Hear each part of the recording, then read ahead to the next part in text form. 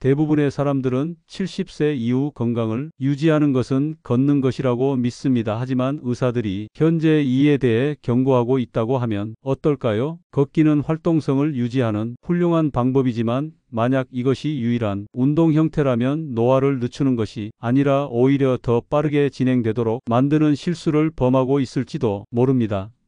사실 나이가 들수록 근력을 유지하고 균형을 잡으며 관절을 보호하기 위해서는 단순히 걷는 것만으로는 부족합니다. 걷기에 지나치게 의존하고 다른 중요한 운동을 소홀히 하면 근육이 줄어들고 관절에 무리가 가며 심지어 낙상의 위험이 증가할 수 있습니다. 그래서 전문가들은 이제 70세 이후에는 걷는 시간을 줄이고 대신 5가지 운동에 집중할 것을 권장하고 있습니다. 이 방법들이야말로 노년기에도 힘과 활력을 유지하고 독립적인 생활을 지속할 수 있는 진짜 비결이기 때문입니다. 이 영상에서는 걷기 대신 우선해야 할 5가지 핵심 운동을 분석해 보겠습니다. 이러한 간단한 변화만으로도 움직임이 더 원활해지고 뼈 건강이 보호되며 심지어 수명이 연장될 수도 있습니다. 마지막까지 시청하세요. 특히 마지막 요소는 거의 언급되지 않지만 장수에 매우 중요한 역할을 합니다. 시작하기 전에 아직 채널을 구독하지 않으셨다면 구독하고 알림 설정을 켜 두시기를 권장합니다. 그래야 앞으로 새로운 영상을 놓치지 않을 수 있습니다. 이 영상이 마음에 들었다면 댓글에 숫자 1을 입력해 주세요. 입력해 주시면 여러분의 피드백을 반영하여 더욱 좋은 콘텐츠를 만들도록 하겠습니다. 그럼 시작해 보겠습니다. 근력 운동으로 근육량 유지하기. 걷기는 유연성을 유지하는 훌륭한 방법이지만 이것만 한다면 근육이 점차 약해지는 원인이 될 수도 있습니다. 60세 이후에는 근감소증, 사코페니아 즉 근육량 감소가 독립적인 삶을 위협하는 가장 큰 요인 중 하나가 됩니다. 문제는 걷기가 근육을 크게 단련하지 못한다는 것입니다. 주로 하체에만 영향을 미칠 뿐만 아니라 근육을 강하게 유지하는 데 필요한 저항이 충분히 제공되지 않습니다. 이 때문에 의사들은 이제 70세 이후에는 근력 운동을 최우선으로 해야 한다고 강조합니다. 근력 운동은 근손실을 직접적으로 방지하고 균형 감각을 향상시키며 부상과 낙상을 피할 수 있을 만큼이 힘을 기르는 데 도움이 됩니다. 만약 무거운 장바구니를 들 때 어려움이 없고 손을 사용하지 않고 의자에서 쉽게 일어나거나 단단히 닫힌 병뚜껑을 무리 없이 열 수 있다면 이는 아직 근육이 잘 유지되고 있다는 좋은 신호입니다. 하지만 이런 간단한 일들이 예전보다 어려워졌다면 본인도 모르는 사이에 근육이 점점 약해지고 있을 가능성이 큽니다. 그리고 사실 근력을 유지하려는 노력을 하지 않으면 신체는 자연스럽게 근육을 잃게 됩니다. 예를 들어 72세의 현우 씨를 보겠습니다. 그는 매일 걷기를 하며 건강을 유지할 수 있다고 생각했습니다. 하지만 어느 날 이전에는 쉽게 들 수 있었던 상자를 들어 올리는 것이 힘들어졌고 소파에서 일어나는 것조차 예전보다 어려워졌다는 것을 깨달았습니다. 처음에는 단순히 나이가 들어서 그렇다고 생각했지만 의사는 근손실이 필연적인 것이 아니면 근육을 제대로 단련하지 않으면 더 빠르게 진행된다고 설명해 주었습니다. 그래서 그는 가벼운 저항 밴드를 사용하고 맨몸 스쿼트를 하며 작은 아령으로 간단한 운동을 추가하기 시작했습니다. 몇 달 만에 그는 확실한 변화를 경험했습니다. 몸이 더 튼튼해지고 균형이 잡히며 하루 종일 더 많은 에너지를 느낄 수 있었습니다. 근력 운동을 한다고 해서 반드시 무거운 바벨을 들어야 하는 것은 아닙니다. 가벼운 저항 밴드를 활용하거나 맨몸 운동에 스쿼트를 하거나 싱크대에 손을 짚고는 푸시업 또는 집안의 물건을 들어 올리는 것만으로도 충분히 효과를 볼 수 있습니다. 핵심은 점진적인 저항을 적용하는 것입니다. 즉 근육에 적절한 자극을 주어 계속해서 활성화하고 건강하게 유지하는 것입니다. 그리고 근력 운동의 효과는 단순히 힘을 기르는데 그치지 않습니다. 연구에 따르면 근육량을 유지하는 것이 수명 연장, 더 나은 이동 능력, 심지어 뇌 건강 개선과 직접적인 연관이 있습니다.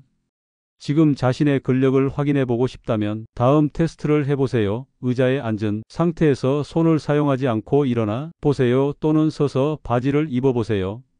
만약 쉽게 할 수 있다면 이는 좋은 신호입니다. 하지만 어려움을 느낀다면 지금이 바로 근력 회복에 집중해야 할 때입니다. 좋은 소식은 시작하기에 절대 늦지 않았다는 것입니다. 근력 운동은 근손실을 되돌릴 수 있으며 균형, 감각을 개선하고 오랜 기간 독립적인 생활을 유지하는 데 도움이 됩니다.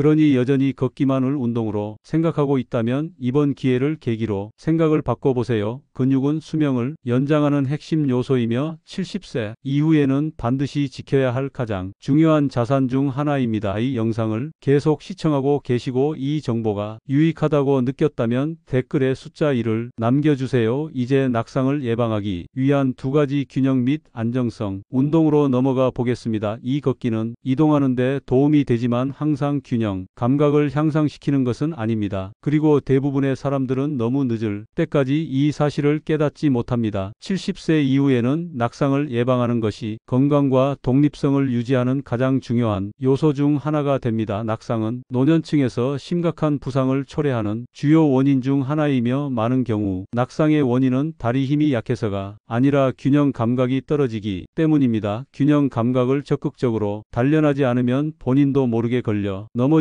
위험을 높일 수 있습니다. 나는 평생 걸어왔으니 균형 감각이 괜찮을 거야 라고 생각할 수도 있습니다. 그러나 균형 감각은 저절로 유지되는 것이 아닙니다. 의식적으로 훈련하지 않으면 점점 약해집니다. 걷기는 발목, 복부, 근육을 안정시키는 작은 근육을 충분히 자극하지 못합니다. 하지만 균형 감각이 약해지면 단 한 번의 잘못된 발걸음으로 큰 낙상을 초래할 수 있으며 회복하는데 몇 개월 또는 몇 년이 걸릴 수도 있습니다. 최근에 양말을 신으면서 한 발로 서 있었던 적이 있나요? 혹은 높은 선반에서 무언가를 집으려 할 때 균형을 잘 유지할 수 있었나요? 아니면 어딘가를 잡고 버텨야 했나요? 많은 사람들은 거의 넘어질 뻔한 순간이 오기 전까지 자신의 균형 감각이 약해지고 있다는 사실을 인식하지 못합니다. 그러다 한번 위기를 겪고 나면 걸음걸이에 더욱 신중해지게 됩니다. 78세의 석진 씨도 그런 경험을 했습니다. 그는 평소 활동적인 사람이었지만 어느 날 도로 연석을 내려오다가 발을 잘못 디디면서 갑자기 균형을 잃었습니다. 다행히도 넘어지지는 않았지만 그 순간 그는 자신의 몸이 예전 같지 않다는 사실을 실감하게 되었습니다. 그의 의사는 한 발로서 이끼 체중을 한쪽에서 다른 쪽으로 옮기기 조절된 움직임을 연습하는 등의 간단한 균형 운동이 안정성을 회복하는 데 도움이 된다고 말했습니다. 몇 주 후 그는 몸이 더 강해지고 균형을 더 잘 잡을 수 있으며 움직임에 대한 자신감이 생긴 것을 느꼈습니다. 균형 운동은 헬스장이나 특별한 장비가 필요하지 않습니다. 한 발로서 이끼 한 발을 다른 발 앞에 두고 직선으로 걷기, 천천히 체중을 이동하는 연습과 같은 간단한 동작만으로도 균형 감각을 상당히 향상시킬 수 있습니다. 그리고 그 효과는 단순히 낙상을 예방하는 것에 그치지 않습니다. 균형 감각이 좋아지면 자세가 개선되고 반사신경이 빨라지며 신체 협응력도 향상되어 모든 움직임이 더 쉽고 유연해집니다. 자신의 균형 감각 확인하고 싶다면 다음과 같은 테스트를 해보세요. 안전을 위해 단단한 표면 근처에서 한 발을 바닥에서 들어 올린 후 최소 10초 동안 균형을 유지할 수 있는지 확인하세요. 만약 쉽게 할 수 있다면 좋은 신호입니다. 하지만 어렵게 느껴진다면 균형 감각이 저하되었을 가능성이 있으며 이를 개선할 필요가 있습니다. 그리고 균형 감각 훈련을 빨리 시작할수록 더 좋습니다. 균형 감각은 우리가 잊고 지내다가 너무 늦은 후에야 중요성을 깨닫는 요소 중 하나입니다. 하지만 지금부터 훈련을 시작하면 앞으로도 오랫동안 강한 신체와 독립성을 유지할 수 있습니다. 따라서 걷기에 집중했다면 이제는 균형 감각 훈련도 우선순위에 두어야 합니다. 왜냐하면 낙상을 예방하는 가장 좋은 방법은 단순히 활동적인 것이 아니라 몸을 단련하여 균형을 유지하는 것이기 때문입니다. 바로 관절 건강을 유지하기 위한 유연성과 가동성 운동. 걷기는 다리를 움직이는 데 도움이 되지만 유연성을 향상시키는 데는 큰 효과가 없습니다. 그러나 유연성은 70세 이후에 특히 중요해집니다. 시간이 지나면서 관절은 자연스럽게 뻣뻣해지고 가동 범위가 줄어들며 한때 쉽게 할 수 있었던 동작들이 점점 어려워집니다. 만약 고개를 돌리는 것이 예전보다 어려워졌고 신발끈을 묶기 위해 몸을 숙이는 것이 힘들어진 것을 느낀다면 이는 유연성이 감소하고 있다는 신호입니다. 그리고 움직임의 범위가 좁아지기 시작하면 독립적인 생활도 점점 어려워질 수 있습니다. 문제는 많은 사람들이 유연성의 중요성을 깨닫지 못하다가 점차로 잃어버리고 나서야 인식한다는 것입니다. 걷기는 근육을 충분히 스트레칭해 주지 않으며 관절이 유연성을 유지하는 데 필요한 모든 움직임을 포함하지 않습니다.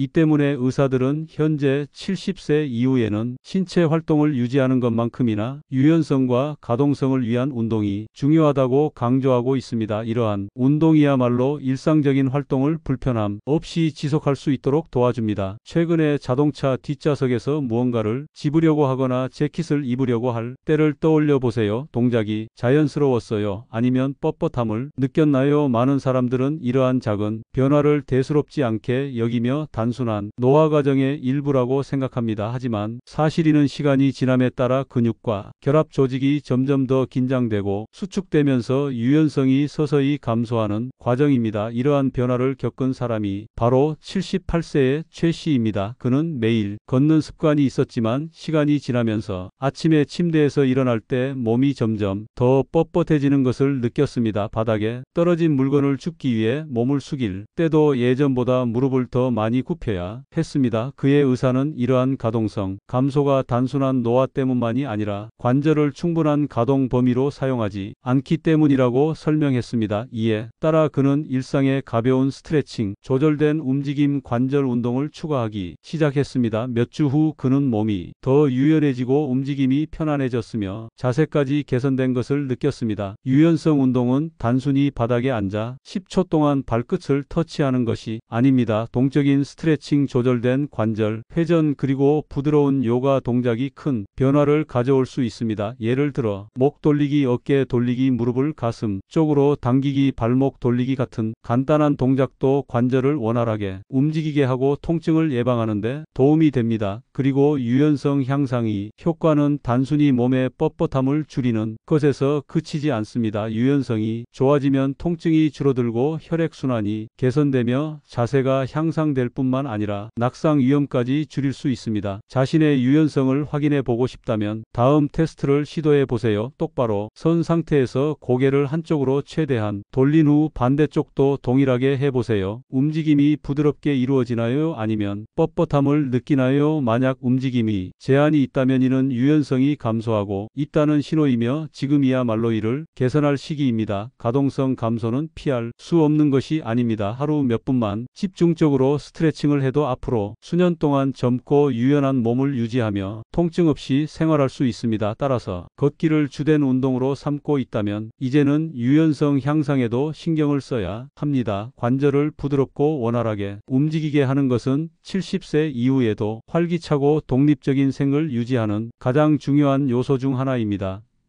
이 영상을 끝까지 보고 계시고 이 정보가 유익하다고 느꼈다면 아래 댓글에 숫자 3을 남겨주세요. 이제 척추를 보호하기 위한 코어 근육과 자세 개선 운동 4가지를 계속해서 알아보겠습니다. 걷기는 다리를 움직이는 데 도움이 되지만 코어 근육 강화나 자세 개선에는 크게 기여하지 않습니다. 그러나 이 2가지 요소는 70세 이후에 특히 중요해집니다. 강한 코어 근육은 단순히 탄탄한 복부를 의미하는 것이 아닙니다. 코어는 신체의 안정성을 유지하고 허리 통증을 예방하며 움직일 때 척추를 곱게 유지하는 데 중요한 역할을 합니다. 코어 근육이 약하면 허리 아래쪽에 불편함을 느끼거나 균형 감각이 저하될 수 있으며 걷는 동안 몸이 앞으로 숙여지는 경향이 생길 수 있습니다. 이러한 문제로 인하여 낙상 위험을 증가시키고 관절에 불필요한 부담을 줄 수 있습니다. 그러나 대부분의 사람들은 이러한 문제를 경험하기 전까지 자세 근력의 중요성을 인식하지 못합니다. 만약 등이 자주 굽어지거나 허리 아래쪽이 뻣뻣하게 느껴지거나 오랜 시간 똑바로 서 있는 것이 어렵다면 이는 코어 근육이 제대로 작동하지 않고 있다는 신호일 수 있습니다. 걷기만으로 복부, 깊숙한 곳과 허리 아래쪽의 안정, 근육을 충분히 단련할 수 없습니다. 그렇기 때문에 의사들은 70세 이후에는 코어 근육과 자세를 강화하는 운동을 최우선으로 삼아야 한다고 강조합니다. 75세의 철수 씨를 예로 들어보겠습니다. 그는 평소 활발한 사람이었지만 시간이 지나면서 어깨가 점점 앞으로 둥글게 말리고 허리 아래쪽이 뻣뻣해지는 것을 느끼기 시작했습니다. 그는 여전히 매일 걷고 있었지만 의사는 잘못된 자세가 척추와 관절에 추가적인 압력을 가해 만성적인 경직을 초래하고 균형 감각을 저하시킬 수 있다고 설명했습니다.